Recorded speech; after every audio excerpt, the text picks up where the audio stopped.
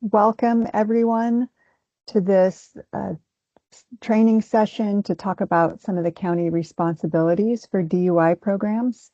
My name is Andrea Ambrose, and I'm a program analyst here at DHCS. I'm joined today by all of my fellow analysts here in the DUI section, as well as our management team, including Anthony Scott, a section supervisor, Glenn Spellman, our section chief, and Crystal Sanchez, our branch chief. So we have a lot of expertise here to answer any questions that might come up. First of all, I'd really like to just acknowledge you all and thank you all for taking time out of your busy days to join us in kind of a collaborative effort to ensure that we're all on the same page with understanding the responsibilities that the counties have for DUI programs. Couple of items of housekeeping as we're getting started. Everyone will be muted. Makes it a little less chaotic in the meeting. And I would invite you all to please turn your cameras on. I would very much love to see the faces that are associated with your names. If you wouldn't mind, that would be great. We can all kind of see each other. Also, there will be some little polls, pop quizzes throughout the course of this presentation. So if you want to stick close to your mouse and be ready when those polls pop on the screen, you can participate that way. We will be recording, or we are recording this session, and we will be providing a link to that as well as the slide deck to everyone that's in attendance here today. And we'll be taking questions at the end of the presentation. So as we're going along and questions come up for you, please put those in the chat. And my colleague Yuvi is going to be monitoring that. And at the end of the presentation, we will do our best to get through all of the questions that have come up. So with that, let's hit the ground running. Okay. And my mouth's not working. There we go. So the scope of what we'll talk about today is some of the areas where the counties have a significant responsibility. Some of these include the license application process, the fee increase request process, the process for site monitoring, and the process that we follow when programs close. And unless I state otherwise, all of the regulatory sections that I'll be referring to in this presentation refers to the CCR Title IX, Division 4, Chapter 3, or as we all affectionately call it, Title IX. So what is the regulation around licensing? Section 9802 tells us that any business that wants to operate and provide DUI program services to participants must be licensed. And they must have a separate license for each of the locations where they're providing services, unless it's considered a satellite location. Additionally, anytime that there's a sale or a change of ownership for a provider, they need to submit a new license application. So let's start with a quick poll. Who is it that determines when there is a new license for a program needed? Would that be DHCS? Would that be you guys in the county? Or is it just any business that chooses to operate can apply for a license? Let's get your feedback there.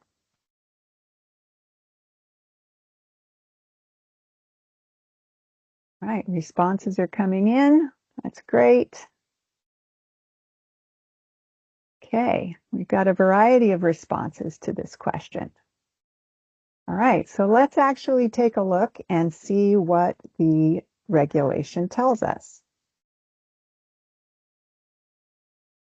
A need for a new program is actually determined by each county. So you guys will decide whenever a new program is needed in your area, and that's really based on a few different criteria. One is whether maybe there's been an increase in the population in your county, either overall or in specific regions that aren't yet served by a program. Or maybe law enforcement has stepped up their citations for DUIs and you've seen an increase in DUI convictions in your county. Or maybe a program has closed either voluntarily or maybe they've had their license revoked by DHCS. Or there could be a demographic segment of your population that is not being served by existing programs. Maybe there's a specialized language requirement in part of your county. So you guys also will be really paying attention to when new programs are needed. And one good indicator of that might be if you've got programs in your county that have wait lists for participants. That usually indicates there's not enough program coverage in the county. And just to note that just because someone applies for a license to be a DUI provider, it doesn't mean you guys have to accept that application. You only need to accept applications if you've determined that there is a current need in your county. So how does that work? Well, when you guys decide you need a new program in the county, you'll generally issue a request for proposal, and you'll follow whatever your county's process is to do that. And out of all of those proposals that you receive, you'll select the most suitable proposal for your county's needs. And then you'll request us here at DHCS to provide an application packet. And all of the details for all of the requirements are included in that application packet. And there's even a handy-dandy checklist for the program to use to ensure they've got all elements, and then the county and the state can also use it as we're moving through the application review process. So Section 9810 tells us that the county has a role to review and recommend licensure. So what does it look like when you're reviewing an application? So first of all, when you receive the packet from the applicant, you're going to make sure that all of the required elements and all of the supplemental documentation are included in that packet.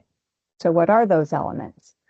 Section 9804 describes the content of the application, and it includes things like the general business information, the administrative information, staff information, and all of the required financial documentation from the business.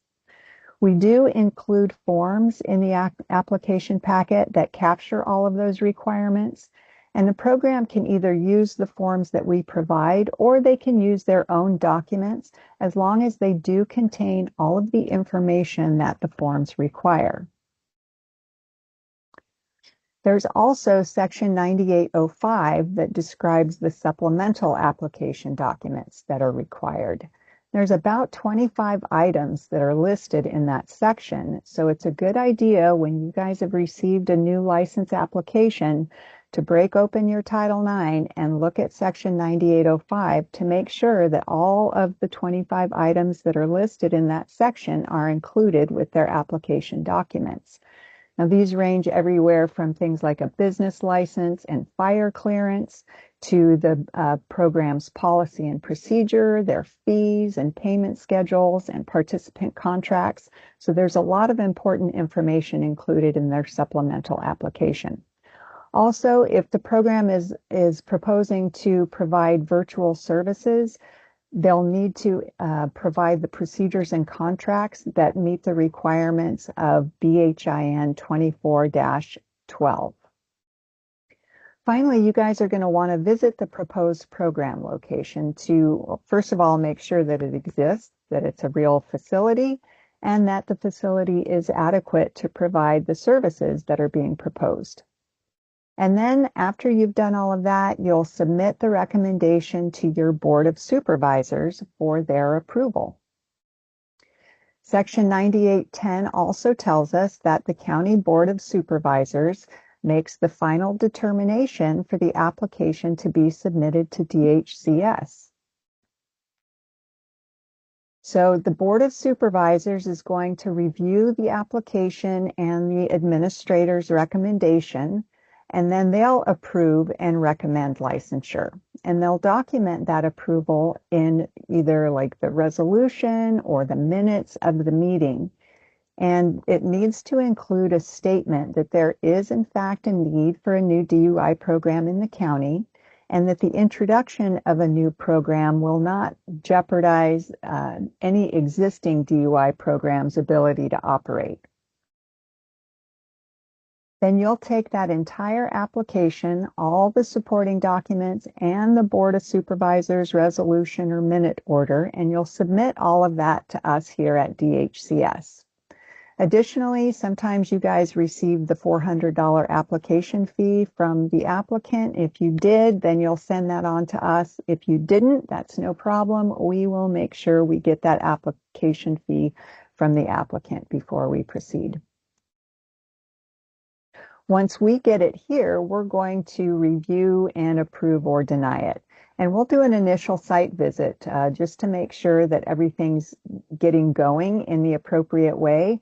And you guys, we always invite you guys to these site visits. And then within 6 months of issuing a provisional license, we will conduct an on-site review.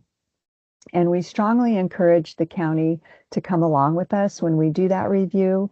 It ensures that we're all getting going with the same information from the very beginning. And if everything goes well with that initial audit during the provisional license review, then we'll go ahead and issue a standard license. Or if things don't go well with that audit, we may revoke the provisional license. All right, so that pretty well covers the soup to nuts responsibility as it relates to new applications for licensure. So let's move on and talk about fee increases. Let's have a little bit of fun here with this poll. I've got some true-false questions that we can answer, and Yuvi's got those up, or we'll have them up here momentarily. First of all, true or false? A DUI program can raise or lower their prices as they need to. Is that true or false?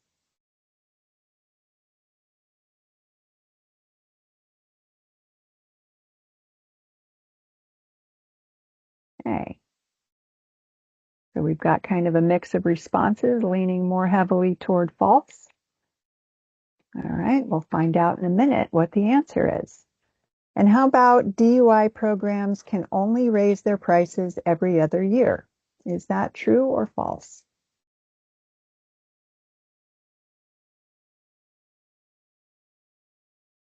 Only raise prices every other year. Again, we have a mix of answers coming in, leaning more heavily toward false. All right, let's do the next question. DUI programs are not allowed to make more than 20% profit. True or false? 20% profit is the limit that DUI programs can make. What do you guys think? Another mix, leaning heavily toward false. All right. Oh, evening out, true or false. All right, let's take a look. Let's take a look and see what the regulation tells us about fee increases. So Section 9878 is the section that talks about participant fees. And it first tells us that DUI programs are supposed to set their fees at a level that will cover the cost of their program, including all of their operating expenses and their personnel. And with that, they can, as needed, change their fees as long as they submit a request to the department, the DHCS, and that fees have been approved by DHCS. And it tells us also that the profit made by a program cannot exceed 10% of their gross revenue. So to answer those questions, a DUI program can only raise fees when they have approval from DHCS, and they can't make more than 10% profit. And there's nothing here that says how often they can increase their fees. They can do it as needed as long as they always follow the process to submit a request and that the request is approved. So what is that process for getting a fee increase? The first thing that will happen is the program's going to send a request to you guys at the county. You're the first point of contact with these requests. And you guys will review the request and make your recommendation to DHCS within 30 days of receiving that request. And then we'll take it and review and either approve or deny that within 30 days of us receiving the request. If for some reason we disagree with the county's recommendation, we will explain why. And also, if for some reason the county cannot take action on the request within 30 days, a program can directly send those requests to DHCS if needed. So when a program submits their request, there's no standard forms that they need to use. They just need to make sure that they're submitting all of the requirements that are detailed in section 9878C1A through F. And that includes a cover letter that shows what their proposed program fees are and includes justification and rationale for the increase. They need to provide documentation that supports that rationale, whatever that happens to be. They also need to include a line item revenue and expenditure report for the prior fiscal year and a projected line item budget showing the proposed fee increase over the next fiscal year. They need to include a breakdown of their proposed program fees by unit of service and revised payment agreements that include the new fee. They also need to provide a standardized payment schedule with the 6 items that are listed in the section noted there. And these include things like program fees, additional fees, general assistance and median income level, payment schedule, and participant contracts that include terms and conditions for fee assessments and payment schedules. So what are you actually looking for when you're reviewing the request? 9878C2 tells us that what we're looking for is the rationale for the request. Like, have there been increases needed in staff salaries to meet cost of living? Has there been an increase in their rent? Have they had to make improvements to the facility? Have they had to take on additional obligations in order to provide virtual services? So the rationale can vary. It just needs to make sense, and they need to provide evidence supporting that rationale. You'll also be looking at the accuracy of the revenues and expenses that they provide. And you'll really pay attention to what did you find during your last review, your last site review, and you'll compare that to whatever they're presenting with their request. And you'll make sure that the numbers make sense and that they're accurate. And, double check the math. There are times that we at DHCS receive these requests and the math is not right when it comes to us. So these are just some basic accuracy checks that you guys will want to do when you receive the requests. You'll also need to ensure that whatever increase they're proposing does not push them over that 10% profit limit.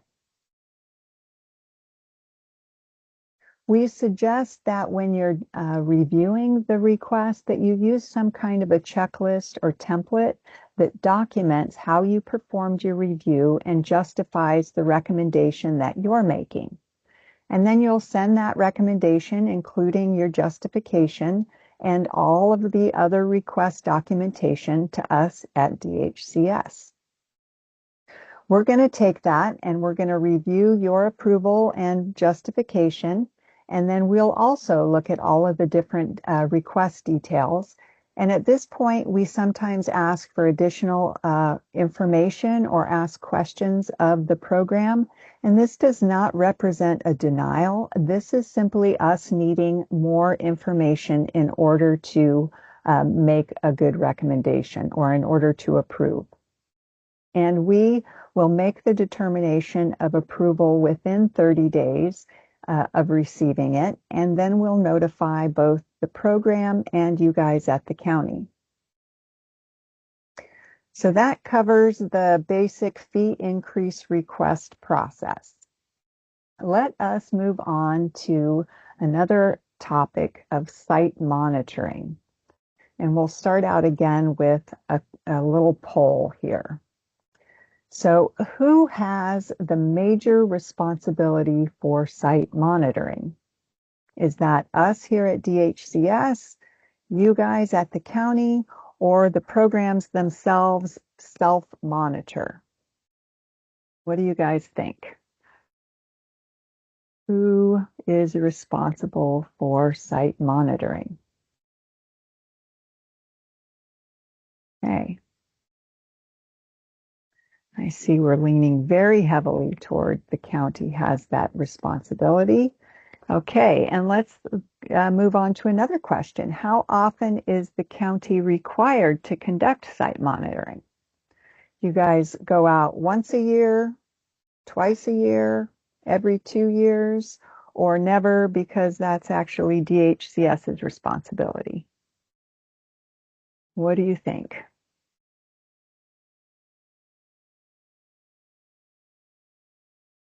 Okay. See a little bit of variability in this answer, but leaning heavily toward twice a year. All right, well, let's look and see what the regulation tells us about this.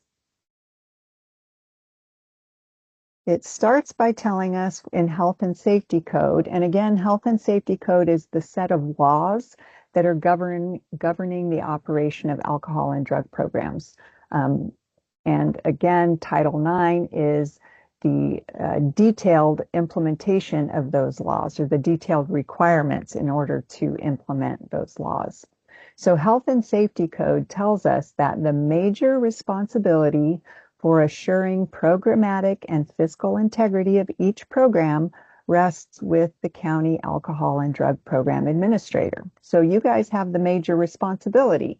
And Section 9801.5 of Title IX tells us that you guys are responsible to monitor to ensure compliance with all of these regulations. So what does that look like? Well, you'll go out at least once every 6 months. So that's twice a year that you guys are required to conduct monitoring reviews. And you'll be assessing compliance to all of the applicable regulations. You'll document your findings and any deficiencies that you find. You'll write a report, which you send to both the program and to us at DHCS. And then you'll receive and approve or deny any corrective actions from the program. So what do you actually do when you go on site? Well, you're going to inspect the facility. You want to make sure that it's clean and well maintained and that it's safe. There's no exposed wiring or backed up, I don't know, sewage in the bathroom, right? It's well maintained. You'll want to make sure that the accommodations are appropriate to the services that they're providing, including having a private place to conduct face-to-face interviews, adequate size room for education sessions and group sessions, and that they have a secure location where they're storing participant records. You'll also make sure that the notices that are required to be posted are posted and that they're posted in all the languages that the program offers. And these include the business hours that has to be posted on the door, a copy of their current license, a copy of a notice informing a participant how to lodge a complaint, including the contact information for DHCS. There needs to be a notice about program fees and that they are eligible for a financial assessment on request. There also is a notice relating to completion certificate fraud and bribery, informing people that if they do engage in fraud or bribery in order to get a completion certificate, that is a felony and will be punished. Okay, you guys also will be taking a look at the fiscal integrity of the program. You'll be making sure that whatever program fees the program is charging are actually the fees that were approved by DHCS. You're going to be looking at their current fiscal year income and expenditure reports. You'll need to ensure that that only participant fees are being used to support the program services.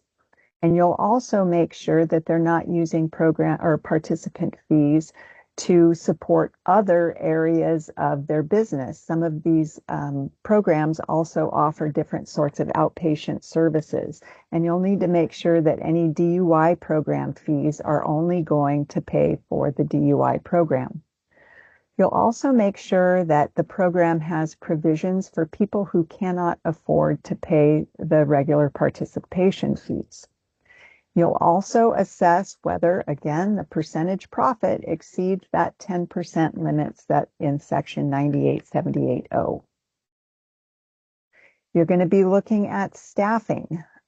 Section 9846 talks about staff qualifications and functions and tells us that they must have files for all of their staff and that those files need to include some key elements, including evidence of appropriate education and experience, usually seen in the form of a resume, but it could be other documentation. You need to make sure that there is certification, certificates or registration certificates or licenses for all staff that are conducting intake, education, group, or face-to-face sessions. There also needs to be a signed code of conduct that's issued by their certifying body. That needs to be in every staff file that conducts, again, intake, education, group, or face-to-face. And if the provider offers an intern program, you need to ensure that they're following the requirements outlined in subsection F for intern programs. And then here's a big part that we always look at, and that is records, participant files. We look at all program lengths and all types of files, including the active files, completion files, transfer files, dismissal files, financial assessments, and you want to do that for all program lengths. Now, I know that seems like a lot, so if your time is really limited, we suggest that you focus on completion files because that has the broadest scope of records. Also, you'll want to be focusing on financial assessments and any dismissals to ensure that dismissals are appropriately justified and that any money that is due back to the participant is refunded as regulated.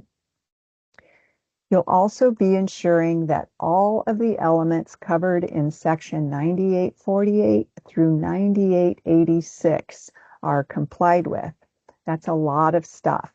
So we strongly recommend that you use some kind of a tool or a checklist or a template that ensures that as you're performing your review, that you're really identifying and confirming compliance with all of the different required elements of these sections. Now, we have been asked, and some of you guys ask us, do we at DHCS have a tool that we can share with you guys? And the answer to that is no. We do use a tool for our audits that we conduct, but those are internal documents and internal tools, and we aren't at liberty to share those with you guys. But you can coordinate with each other, counties to counties sometimes share those tools.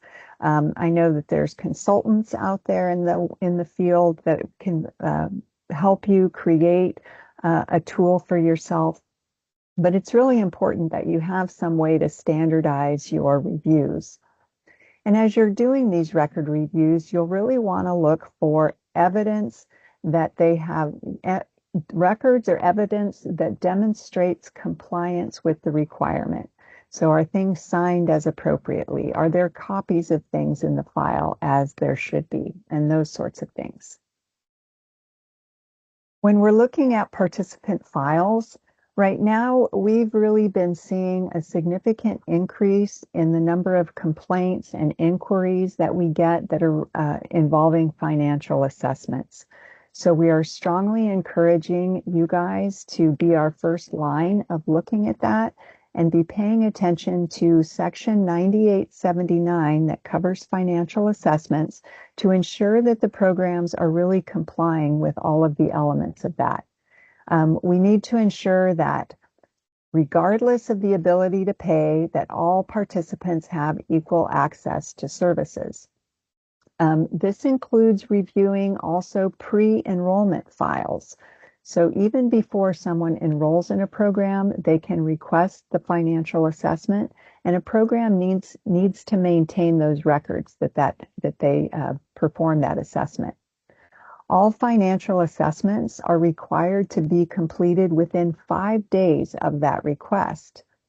And there also needs to be appropriate documentation, both that the program has requested and that has been provided by the participant, and all of that should be in a participant file.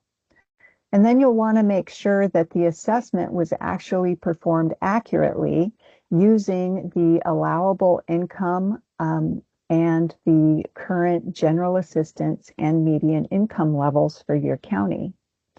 And finally, you'll need to make sure that they're applying the reduced fee and extended payment plans consistently across all participants, and that everyone is treated fairly in that process. Right now, we're also putting some special attention on the leave of absence processes followed by the programs and documentation supporting that. We're looking at virtual service meeting logs. So we're asking programs to, print out their Zoom log that shows how long their meetings are lasting and when participants enter and leave the meetings. And we're finding that that the length of these sessions is not always compliant with the regulation, and also that participants are not necessarily hanging out in their sessions for the full session time. So those are very informative to look at those meeting logs. Also, we're looking at the rosters for evidence that they've followed BHIN 2412 as it relates to electronic signatures. And finally, there's the things that I call the hot issues, right? So those are things that vary over time, and it's a good idea before you go out and do your site visit to just check in with your program analyst here at DHCS and find out, is there anything that we've been noticing, as far as complaints coming in or inquiries that we're having from participants overall that are things that you might want to pay a little bit of special attention to during your review. And actually, we also may contact you when it's our turn to go out and see if there's anything you've been, hearing about. You've got your ear to the ground out there in the field. Okay, beyond record review, you'll be looking at all of the contracts that are used by the program. And that includes all program lengths and all languages that they offer. You need to make sure that their program fees and additional fees are the ones that are approved by DHCS, that their contracts include payment schedules, attendance requirements, including their leave of absence procedures, that there's information regarding a participant's right to a financial assessment. That's very important. That the grievance procedure is detailed in the contract, and that preferably should include a process to escalate to DHCS as well as our contact information. It should include reasons for dismissal from the program. And finally, if they're offering virtual services, there needs to be a virtual services contract. And you'll also be taking a look at the program's curriculum. The education curriculum is identified in section 9852C, and it lists several objectives of the curriculum that we want to make sure that programs are adhering to. And that is, we want to ensure that they're really teaching participants about, the use and effects of substances, the nature of addiction, how their abilities, skills, and judgment are impaired whenever they're consuming substances, to give them alternatives to abusing alcohol and other substances, including talking about abstinence, other services that are out there to assist them with that, self-help groups that can help with that, and to help them really recognize the effects of chemical dependency and understand what the recovery process is. and also to really ensure that they are learning about the effects of alcohol and other substances on the individual, on their family, and on society overall. And then ideally, it would be great if you guys could sit in on one of their group or education sessions, either a live session or a virtual session. Now, you don't have to sit in on the entire session. I know a lot of them are 2 hours, but it would be great if you could attend a portion of that. Because really this is the meat and potatoes of what a program is offering. And if we don't sit and see what's actually going on, we don't really know if they're meeting the true objectives of the services that the regulations are requiring. So again, Section 9852 talks about the educational sessions, and it tells us that these sessions need to be informational in content and instructional in manner of presentation. So in these sessions, we really need the counselor to teach, right? The counselor is teaching these participants about those things that we just talked about in the curriculum. And in Section 9854, it talks about what the requirements are for group sessions. And group sessions should really be focusing on resolving problems, looking at participants' attitudes and behaviors around substances, and supporting positive changes. Now, group sessions may have a specific topic or not. They may have some sort of curriculum that they follow or not. Either way, it's okay. There's no requirement one way or another on that. But there cannot be videos and lectures being used in group sessions. It really needs to be the participants actively participating to talk about the elements that we just listed there. And the counselor needs to be there as the facilitator to make sure that they really are kind of staying on track with the objectives of the group. I was in an audit not too long ago, and I sat in on the group and education sessions, and it was very enlightening. The educational sessions, the counselor was showing like a random assortment of YouTube videos that were not necessarily appropriate and did not meet any of the objectives that are outlined in the requirements for education curriculum. And also the sessions, there was a lot of time being spent like looking for a new YouTube video. And so of the entire session, it didn't meet the full instructional length as required, and also didn't meet the objectives of the curriculum. And I never would have known that if I hadn't sat in on a session. You know, the records might have looked fine, but seeing in action what's really happening in these group and education sessions is really important. So finally, after you've done your review of all of those things, you will write a report.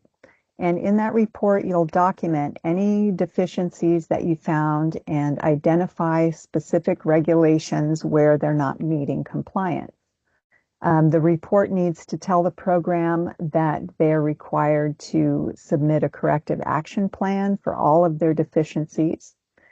And then that report, you're going to send that to the program, and you're going to send a copy of that up to us here at DHCS.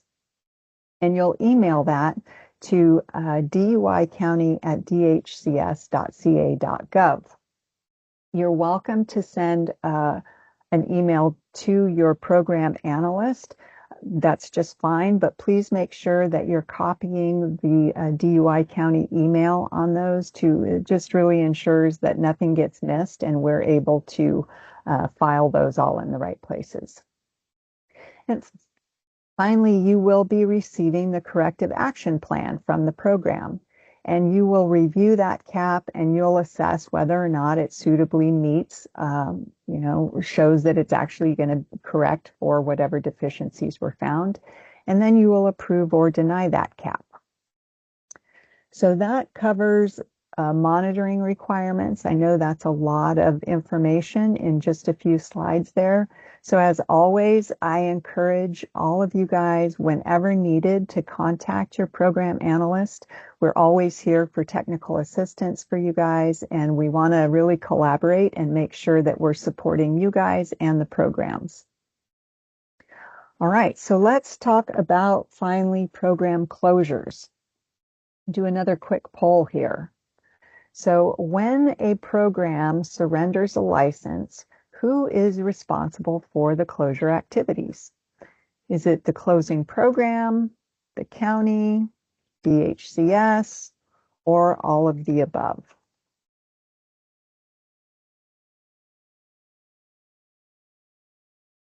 All right, see some variation in responses.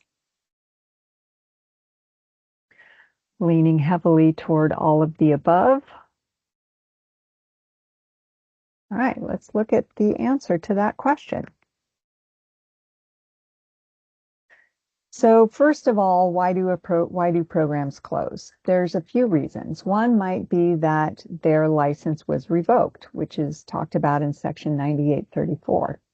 One is maybe they just didn't renew their license. You know, every 2 years they are required to renew a license, and maybe they just didn't renew. Also, maybe they've just voluntarily surrendered their license because they are no longer able to maintain a business. You know, they're just not getting the participation that they need, or some other reason. They can voluntarily surrender their license. So closure processes are not actually identified in any of our statute or regulation. So what we're going to talk about here are best practices that DHCS has identified over the course of years of going through this process with programs that have closed.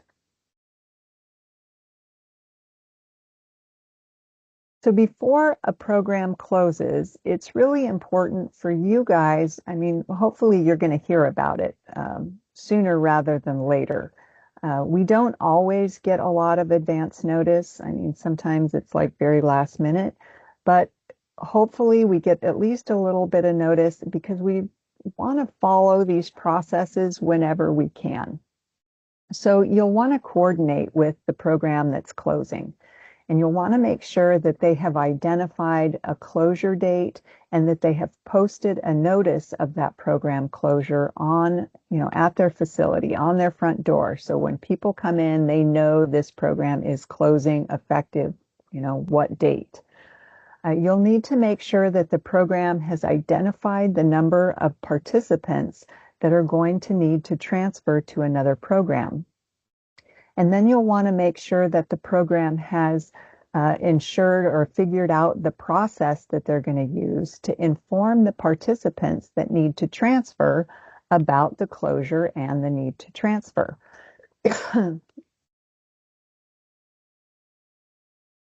When a program is talking to participants about the transfer, they'll need to inform them about payment status and any payment requirements. They need to make sure that participants are understanding the 21-day rule that says that participant needs to begin or participate in program services within 21 days of transferring. And also a participant needs to actually transfer within 21 days of a program closing. And then also to let participants know that the discussion about the closure that the program is having with them does not actually constitute a face-to-face interview. And you'll also work with the closing program to understand the quantity and the scope of records that you guys are going to take receipt of when the program closes. So you'll also want to reach out to other programs in your county and let them know of the pending closure. You'll want to see and identify which of those programs are willing to receive those transfers and preferably will waive transfer fees, honor the closing provider's fee schedule, and honor the balance of monies that the participant owes. Because, when a program closes, it's not a participant's fault. They have no choice about that. So we really want to make sure that they're treated fairly and that they have the smoothest transition possible.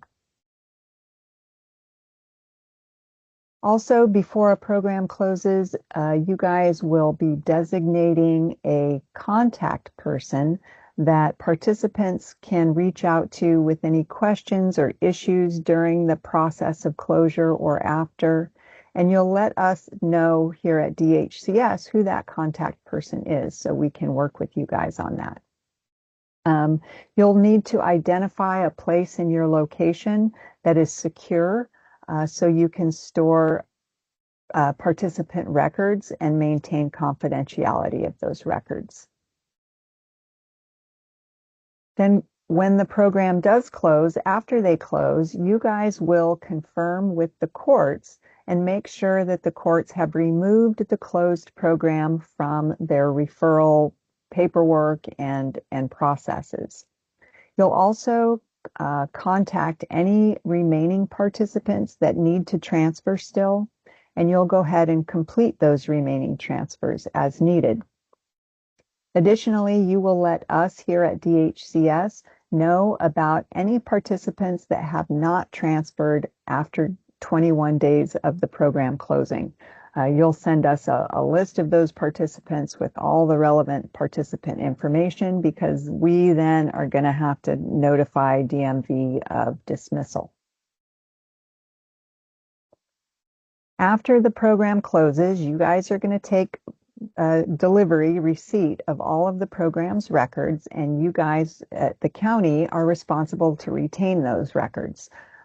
So you'll take completion and enrollment logs, and those you will retain forever. There's no minimum amount of time or maximum amount of time they have to be held. You guys have to keep those forever.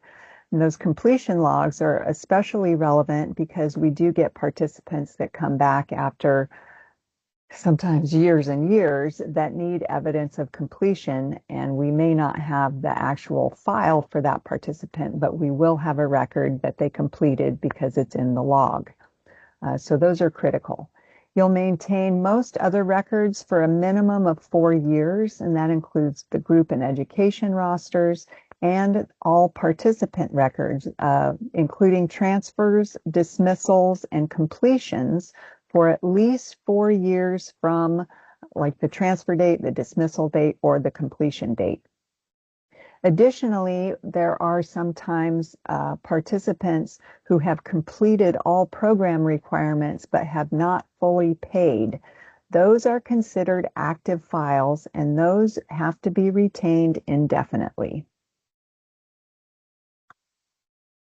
And again, notice of completion, that's something that over time continues to pop up for programs that close.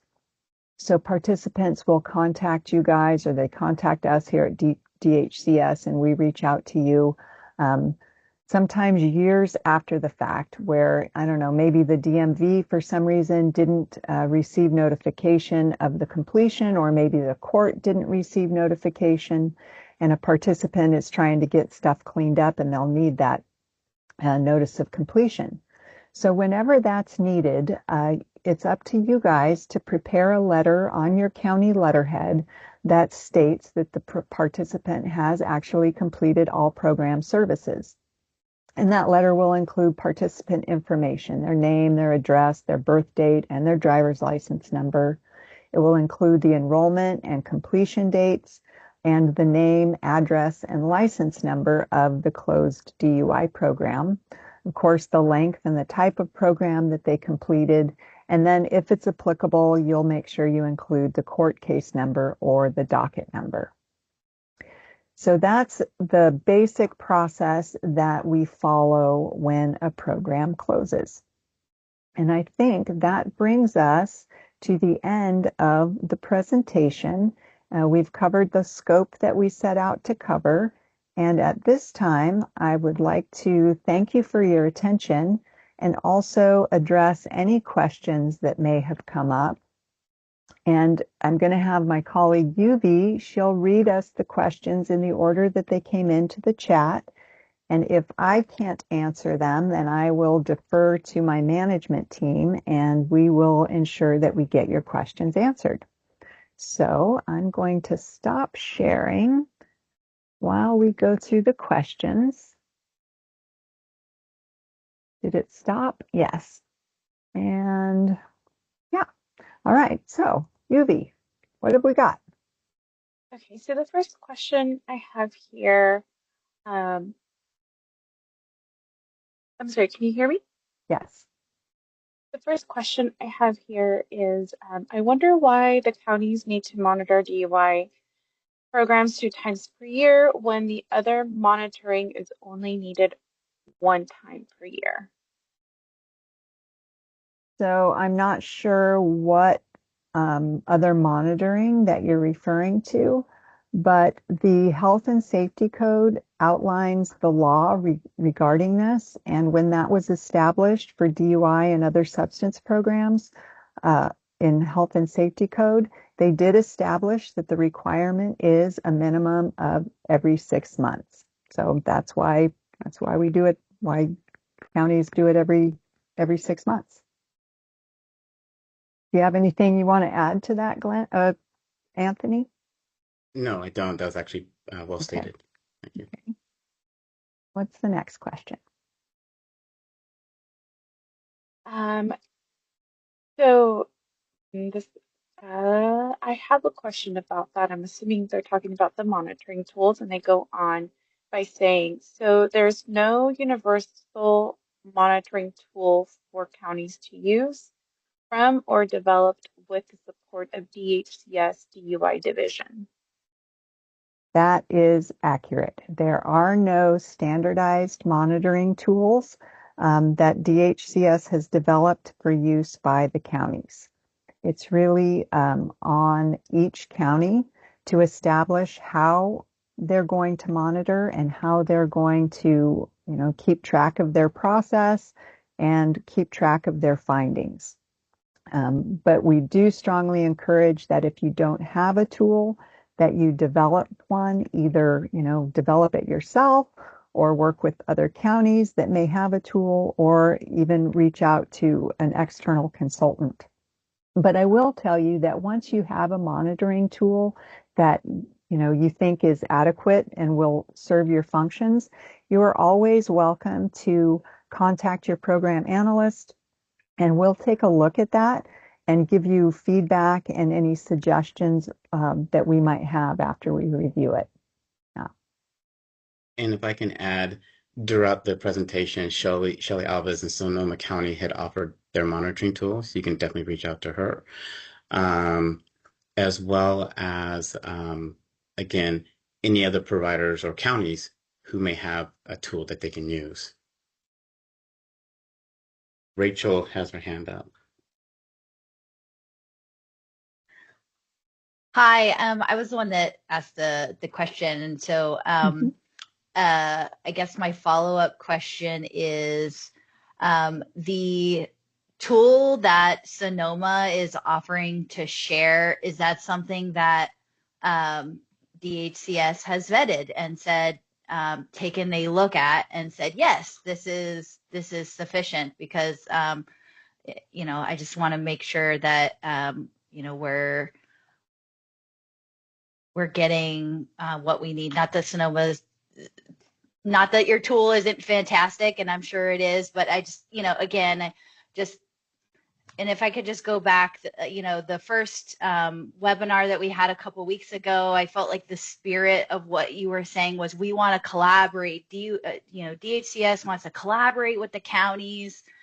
And I do feel like this is an opportunity. Okay, yeah, you can't share your monitoring tool with us, but I do feel like this is an opportunity for you to say what you mean and collaborate with the other counties because other counties are asking for this.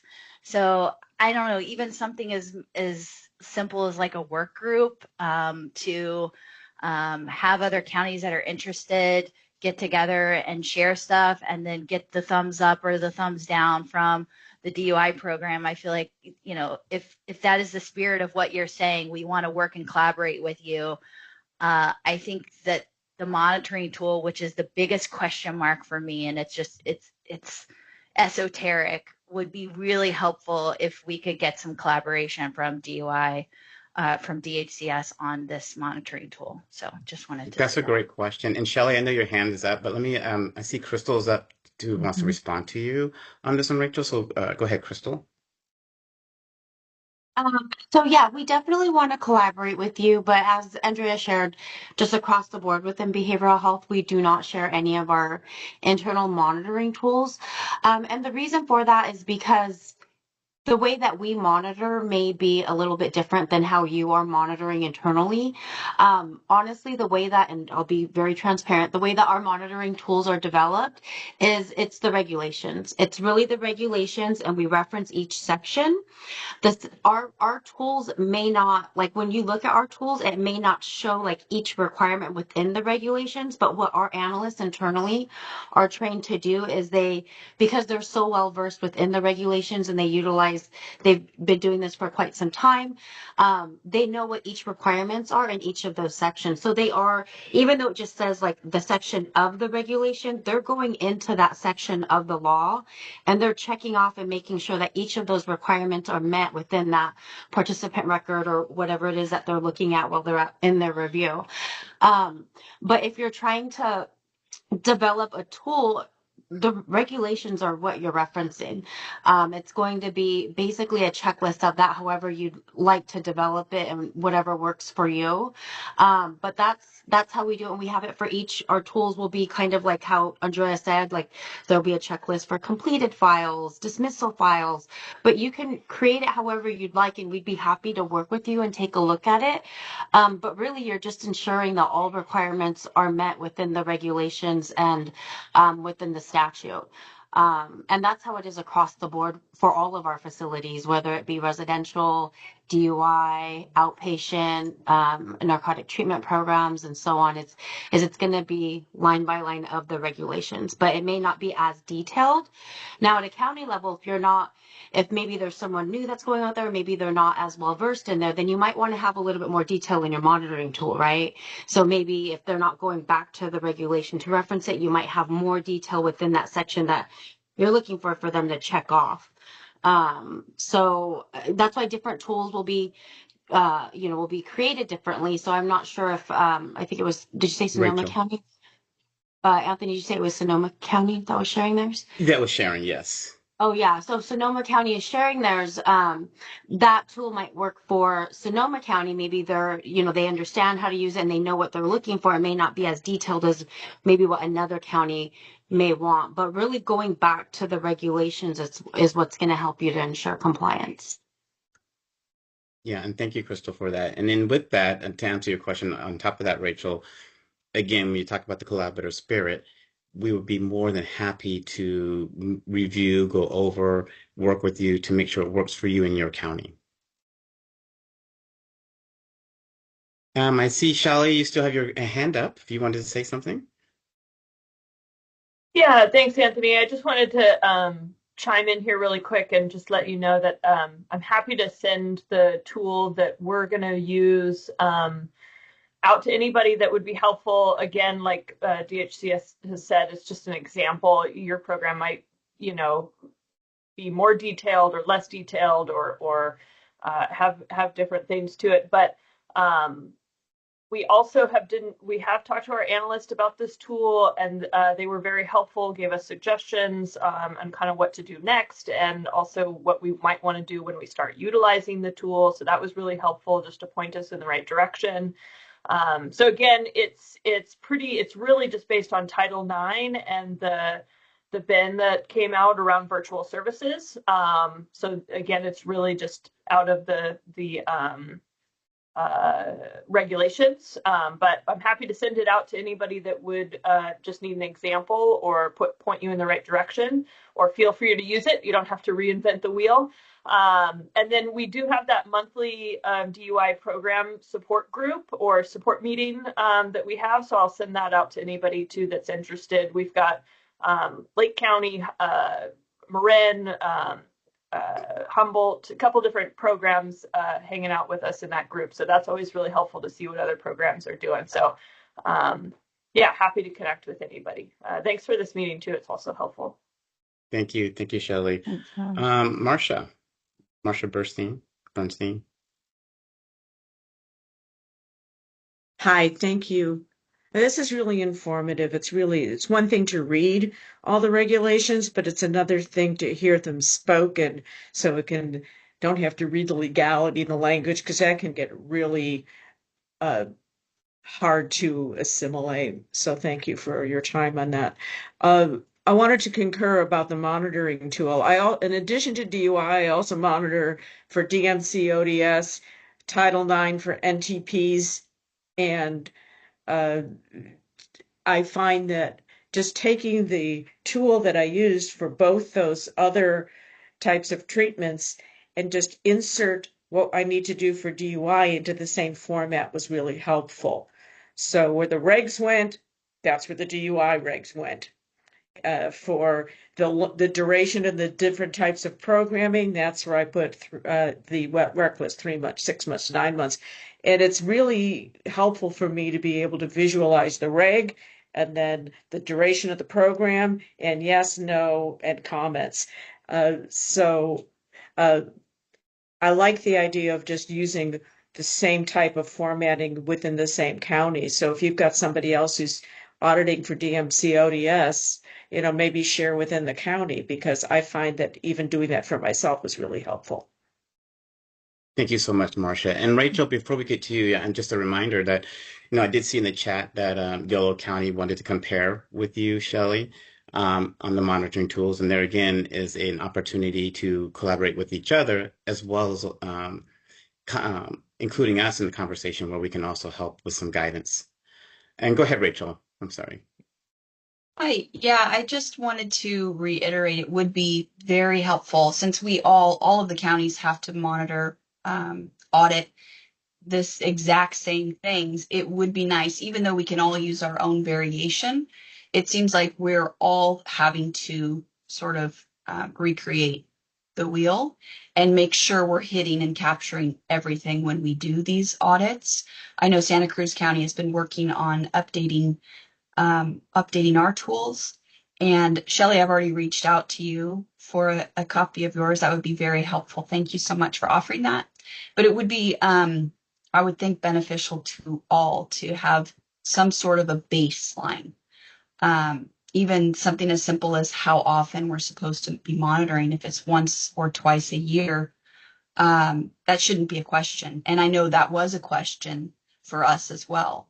We could not find where it said twice a year. I could not find where it said twice a year. And that's kind of a big deal. So it would be nice to have something with those basics, at least, I think for that's all of very us to well start with.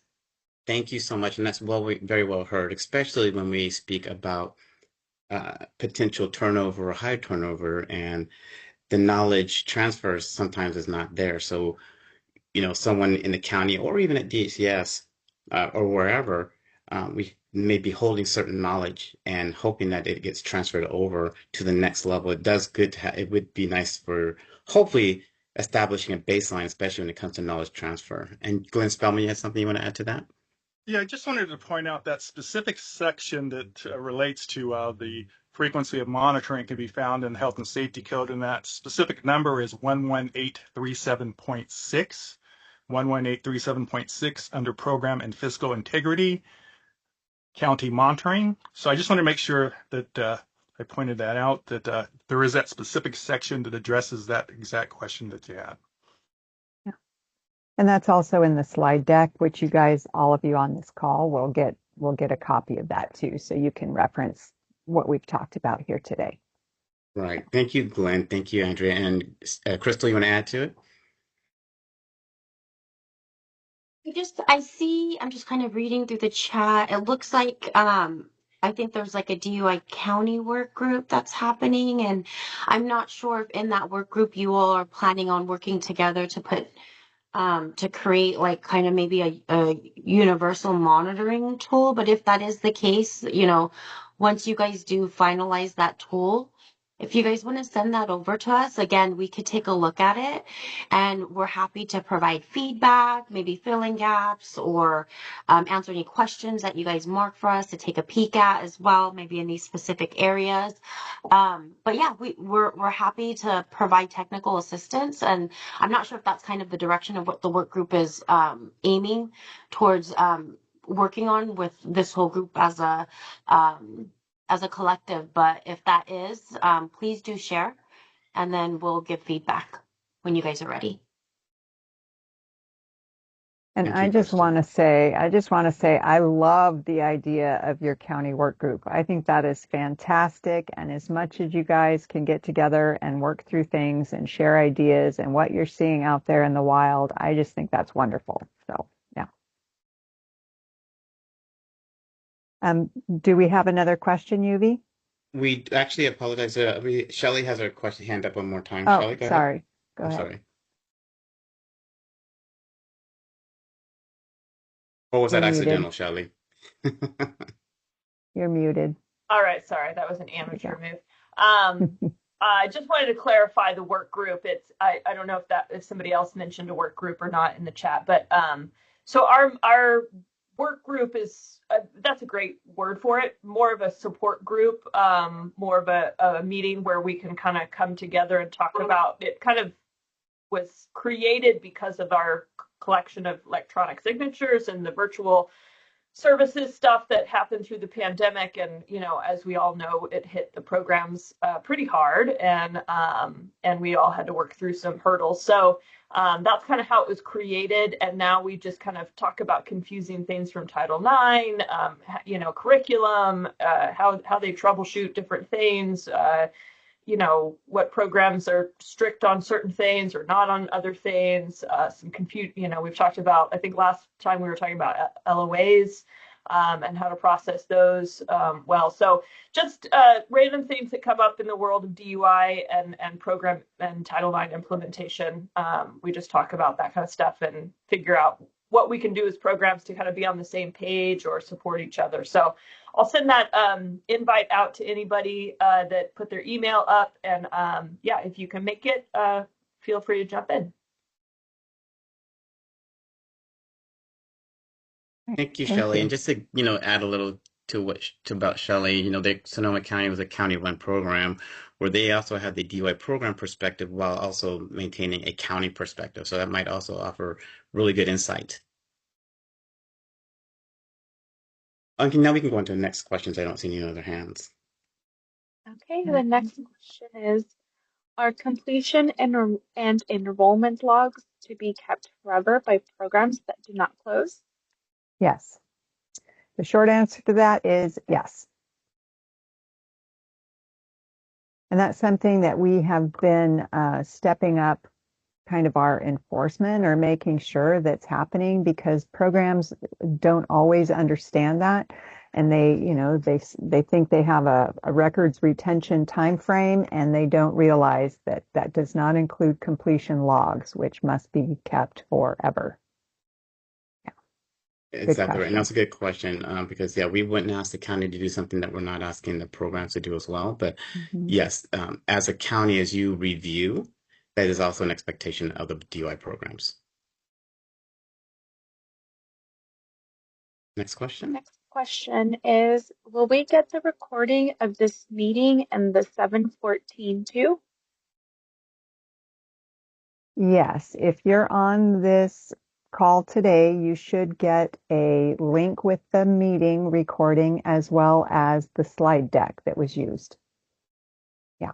And for the July 14th training, I think that already went out. So if you got missed for some reason, maybe you could make a note of that in the chat, and we'll write down specifically anybody that might have gotten missed that last go around. Hi, Lucy, you have your hand up? Yes, I received a copy of the slide deck, but no link to the recording of the July 14th meeting. The July 14th meeting did not get recorded for sending out to the participants. This one, we made sure that it will be available for participants. Okay, thank you. Mm. Okay.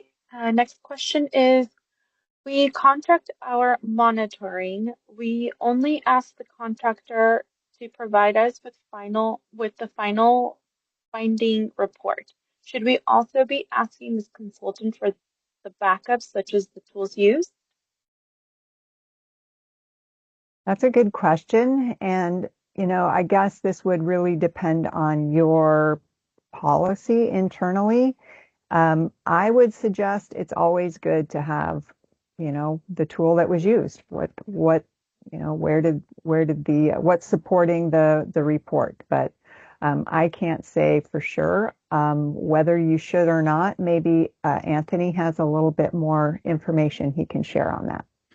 I would suggest as best practices that you should have that information. As you are contracting, you never know when a contract could potentially end, and you still need all the resources should a complaint come, let's say potentially in the future. You would have all the resources and all the material to help make a determination to help the participant to move forward. So yes, I would also agree as best practice to have all information that your contractor has. Good question. Thank you for that.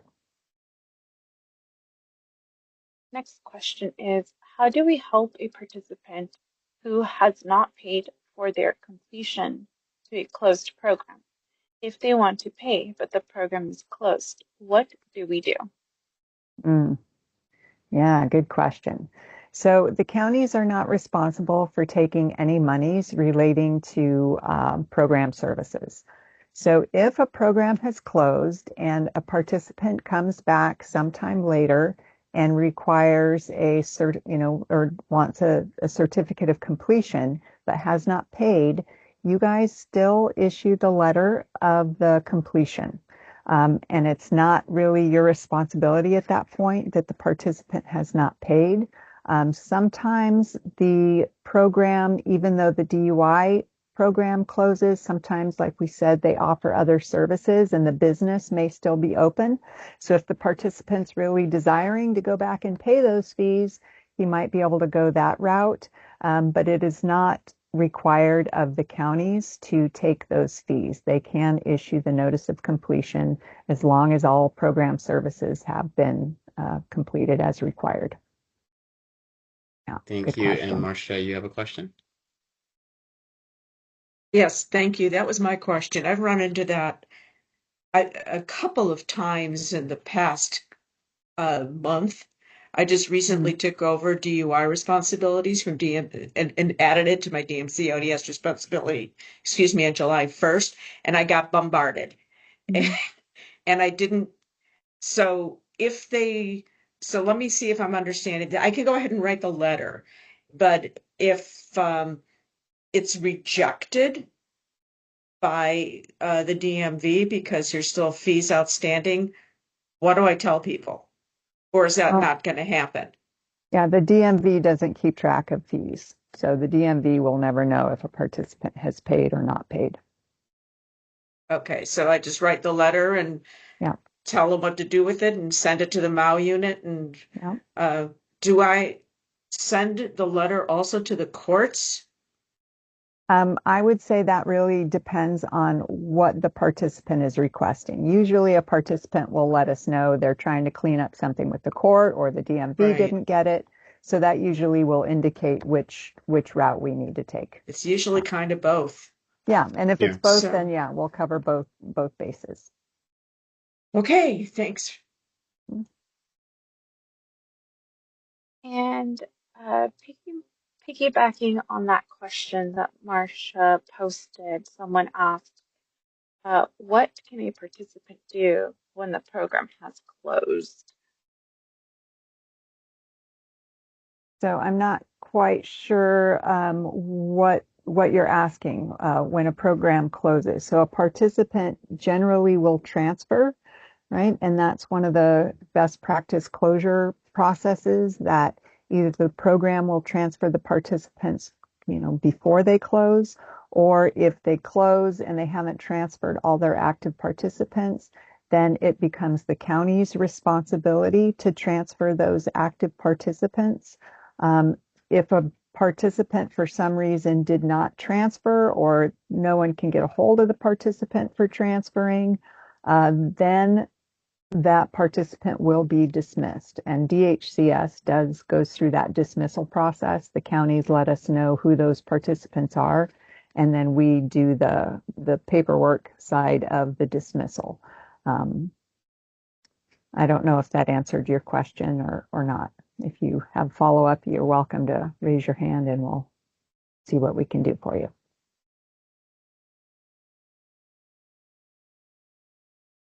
Okay. Next question. What is the time frame to report to DHCS after monitoring is complete? 1 hour and 27 minutes. No, I'm teasing. You'll want to, as soon as you do that report, you'll want to submit that to the program and to DHCS. Our rule when we're doing auditing is we get that back to the program within 10 days. So I don't believe there is a written requirement in the regulation that states what your time frame is, but best practice, you want to get it done, as quickly as possible following the site visit. Do you have anything to add to that, Anthony? I don't. I might, after Lucy asks a question, I might add to that. Go ahead, Okay. Lucy. Okay, my question is, we might have different formatting of our audit tools. Like Sonoma County has this Word doc, and I tried developing my own using Excel. Do you mind what kind of format you want? Do you want a written report in Word, or can we just send you a spreadsheet with all our findings? So the report really needs to be a report, right? So you'll take whatever data you've collected in your tool, and then you'll formalize that into a report. Yeah, and we want the report. We don't need the monitoring tools. We need the written report. And it's the report that you'll send to the program also. You won't send them your monitoring tool. That's for your internal use. Got it. Thanks. Yeah, and on top of that, there's the deficiency report. I'm hoping that they do respond to you with a corrective action plan, and that they also will have or you guys will also send a corrective action plan to us as well, because we like to use that information to follow up during our site visits. Shelley? Lucy, I was just going to add something that I've done in the past is I've either used just the template that DHCS has used as far as the deficiency notice, and then just kind of make a copy of that and use that format for a report. I've done that for internal stuff, and then alongside that, I have had an Excel spreadsheet that just shows the deficiency, the response, the timeline, and any follow-up stuff, and that's been really useful just as a summary for internal meetings or just to follow up with DHCS about anything. Then I can just direct them to the Excel summary of all the stuff we've done within whatever audit you're doing. So okay. That can be helpful too. And I can show you that historical stuff if you want to. Oh, I would love that. Thank you so much, Shelley. It's sure. Just to me, a spreadsheet is more clear and straightforward. Yeah. I just look at it and I know where that information is. Totally. That's why we've done that with any other reporting we've done in the past or auditing, just to have a summary page. So it's helpful for DHCS probably too, just as a quick reference to be able to find whatever our response was for any deficiencies. But super helpful. Yeah. If they prefer the written report in a document format, that's fine too. Yeah. Okay, and the last question that I have here is for fees due clients from a closed program, who is responsible for forwarding the letter and to whom? So I'm not quite sure what you're referring to with fees due in a letter. So typically when a program closes, the program is going to make every effort to collect outstanding fees from the participant before they close. And it's also, it's on the program themselves if they want to send things to collections or how they're going to handle outstanding fees. There's nothing that the county is required to do as far as enforcement or notification about payment of those fees. That really is the responsibility of the program when they close. And that's exactly right. And Allison, did you have any additional or follow-up question on that?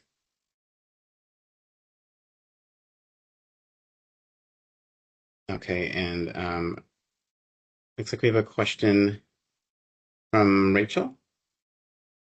I understood that as fees due to client if the client has already paid. Because that was something a question I had come across as well. Okay, Um, okay, that I understand. So if a client has paid for program services and the program closes before they've received those services, when the client transfers to a new program, the new program should honor those fees that have already been paid. Or maybe, wait, now I have a question in my own mind.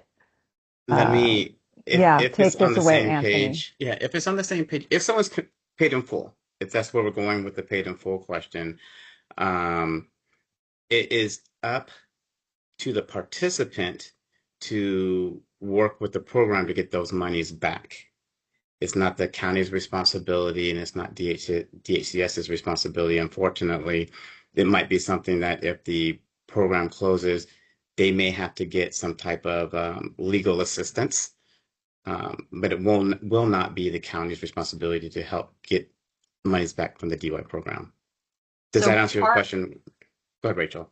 part of our monitoring it did say about reimbursement to the clients, like if they were reimbursed their fees.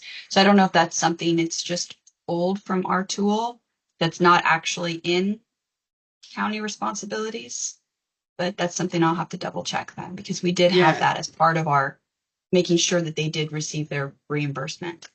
Okay, so your tool may be correct in terms of just a general monitoring, but if it comes to closures, it's something different. So let's say, for an example, a participant for some reason overpaid and money is due to them, but the program still exists, they have to give a refund and it's within 90 days.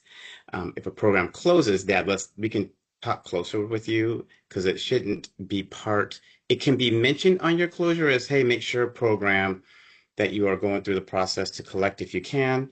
However, it won't be the county's responsibility. And I'm hoping I answered that part of your question, Rachel. I may not have.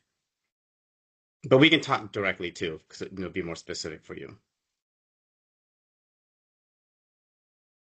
And I just wanted to add, once a program closes, then we no longer have the ability to compel them to make payment. As they surrender their license. Mhm.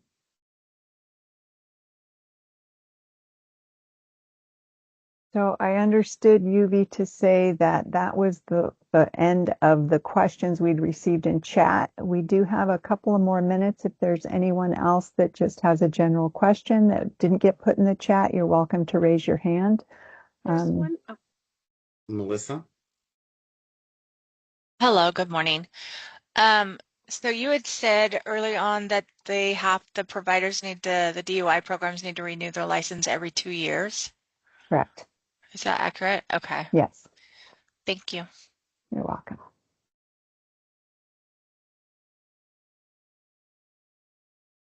I have another question here. Mhm. It's from Allison. Maybe I'm going to read it, but if it doesn't make sense, maybe you can chime in, Allison. So it says, you mentioned that we send a closure letter to the client. Please repeat your instructions regarding when a client has completed all their coursework and their program has closed. It sounds like the client will be in limbo. So if the participant has completed all of their program requirements but has not yet paid their fees, then that participant is considered an active participant. So what happens is the program will not have issued a completion because the requirement for a program is they cannot complete a participant until the participant completes all of their program requirements and pays in full. So if a participant in that situation ends up, the program closes and you end up in the county with that record, then, and eventually that participant comes back and requests a closure letter, you will at that time provide that notice of completion. But if they never come and request it, then there's nothing to be done with it. Yeah. Okay, there are no other questions in the chat. All right. Well, I really want to thank you all again for taking this time out of your day to join us here and reiterate that we at DHCS, your program analysts, our management team, are always here to support you guys with technical assistance or checking in with anything that you might need. So please feel free to reach out, either call us, send us an email, and we're happy to work with you all the time. All right. So with that, you all have a wonderful day. Thank you. Thank you. Thank you.